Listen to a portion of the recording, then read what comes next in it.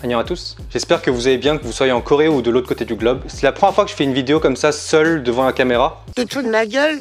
Mais si ça se passe bien, bah j'en referai une autre. Donc je vais commencer par le sujet le plus simple, mais pas moins intéressant. Qu'est-ce que ça fait de vivre en Corée après avoir grandi en France? Et donc je vais vous raconter ça en 4 étapes. Premièrement, la première impression.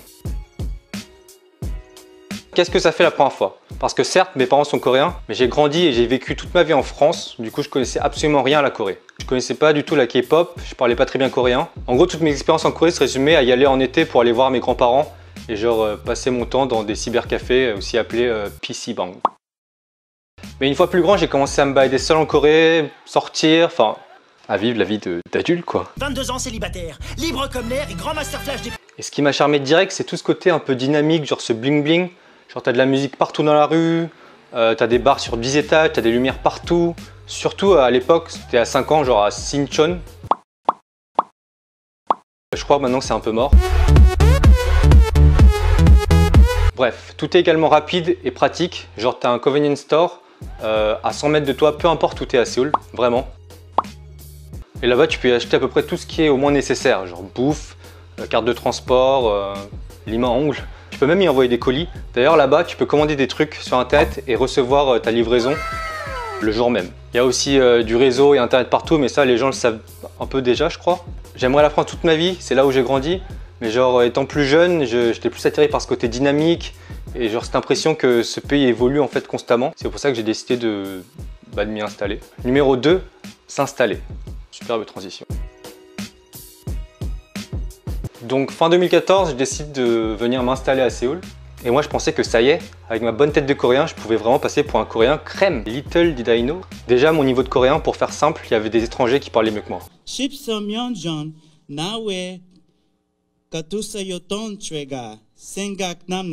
Mais même hors de ça, les gens cramaient dès que je disais un mot en fait que j'étais coréen. Apparemment on est plus gestuel en France et plus expressif au niveau du visage. Donc ça me faisait un peu bizarre parce que si toute ma vie en France j'étais considéré comme un Coréen, ici j'étais considéré comme un Français. Et du coup je venais d'arriver et j'avais pas encore intégré de fac, donc j'ai commencé à bosser en tant que prof d'anglais. Voilà, c'était la fin de la blague, merci.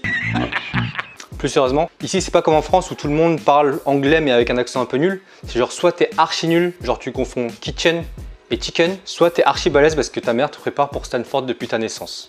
Et moi je bossais dans une académie à Gangnam où genre les parents préparent leurs gosses à mort, du coup ils étaient ouf en anglais. Du coup c'était un peu chelou parce que genre mon élève qui était genre une gosse avait un meilleur accent que moi. English, motherfucker, do you speak it? Après je dis que beaucoup de Coréens parlent pas anglais et beaucoup de gens pensent de même, mais beaucoup de jeunes adultes commencent à investir beaucoup de leur temps hors du taf pour apprendre l'anglais depuis ces 3 dernières années d'après mon ressenti. Parce que ouais, j'ai remarqué que la Corée ça change hyper vite. Donc en gros, une personne qui est venue genre il y a 2-3 ans, il va te dire que genre la Corée, que les Coréens en général sont peu ouverts d'esprit ou que genre il y a du racisme ou que c'est un peu des moutons qui se copient un peu les uns les autres, etc. etc. Ce qui n'est pas forcément faux sur toute la ligne parce que c'est des choses qui se voient un peu. Mais la Corée, socialement et dans la mentalité, ça évolue super vite. Du coup, une personne qui est venue il y a 2-3 ans, elle ne sera pas forcément d'actualité sur comment les gens se comportent en Corée en général en ce moment. Après, j'imagine qu'en France, c'est pareil, hein, ça fait 4 ans que je ne suis pas allé. Du coup, par exemple, moi jusqu'à l'année dernière, je ne savais pas qu'on pouvait commander sur Uber Eats. Uber Eats. Une autre chose que j'ai remarqué en venant vivre en Corée, c'est que les Coréens sont vachement genre stylés et vachement beaux. Enfin pas tout le monde, vraiment loin de là, mais genre en général par rapport à ce que j'imaginais. Généralement quand on parle de beauté et des Coréens sur YouTube par exemple, les gens disent tout de suite que c'est de la chirurgie, ce qui n'est pas forcément faux, il y en a énormément, mais ça s'applique pas à tout le monde en fait.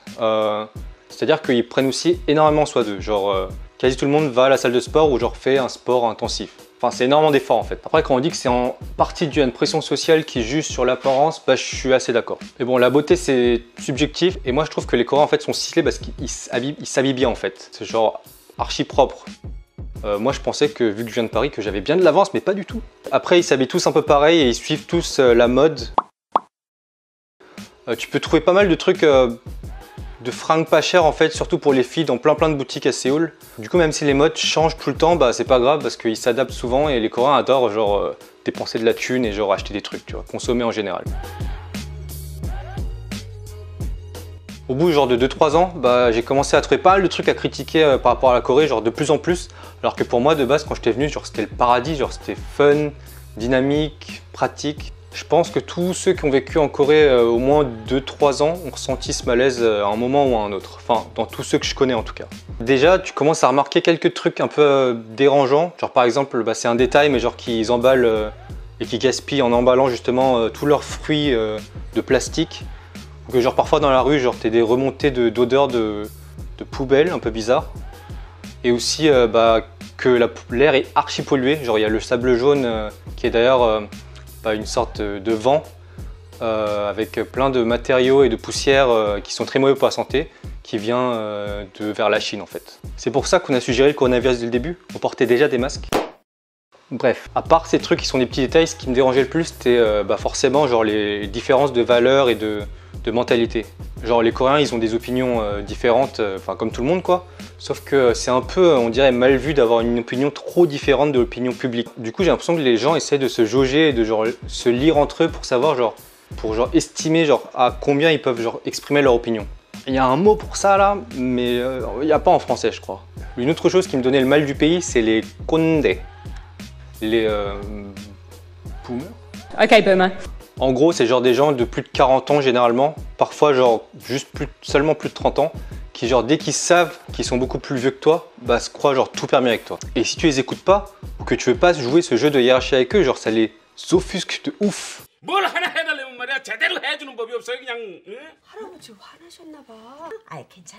Par exemple, la dernière fois j'étais dans une sorte de réunion avec ma fac, et le mec plus vieux vient me voir et me dit que lui il va s'asseoir là-bas et moi je vais m'asseoir là-bas parce que la fille qui lui plaisait est juste là en fait. Et moi je lui dis normal, on fait pierre feuille ciseaux. Et dans sa tête c'était... Mais bon, tant que ça me fait marrer.